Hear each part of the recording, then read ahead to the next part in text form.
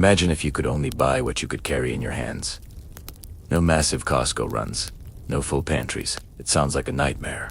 But until one man in Oklahoma changed everything, that was the American reality. It was 1937 in Oklahoma City, and the Great Depression was still weighing heavily on the nation. But for Sylvan Goldman, the owner of the Humpty Dumpty Supermarket chain, the problem wasn't that people didn't want to buy food. It was that they literally couldn't carry it. Goldman watched his customers like a hawk. He noticed a pattern that was killing his business. Shoppers would grab a handheld wire basket, walk down the aisles, and fill it with milk, bread, and canned goods. But the moment that basket got too heavy, the shopping trip was over. They would head to the checkout counter, not because they were done shopping, but because their arms were tired. Goldman knew that if he could just figure out a way to help them carry more, they would buy more. One late night in his office, inspiration struck from the most unlikely object: a wooden folding chair.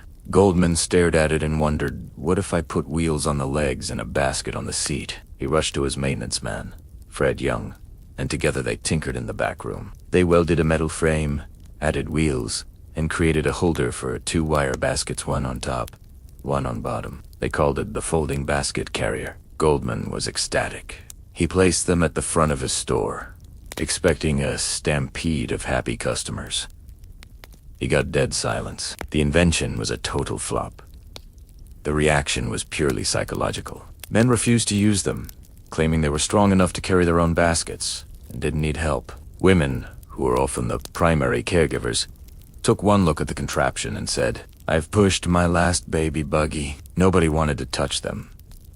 Goldman didn't give up. He pulled a brilliant marketing stunt that changed retail history. He hired attractive men and women to walk around his store all day, pushing the carts and filling them with groceries. He even hired a greeter to hand carts to customers specifically to explain how everyone is using them. The social pressure worked. Once shoppers saw others using the carts with ease, the stigma vanished. Suddenly, Americans weren't just buying dinner for the night. They were vying for the whole week. The checkout lines grew longer, the receipts got bigger, and the modern supermarket was truly born. Sylvan Goldman's invention didn't just save our arms.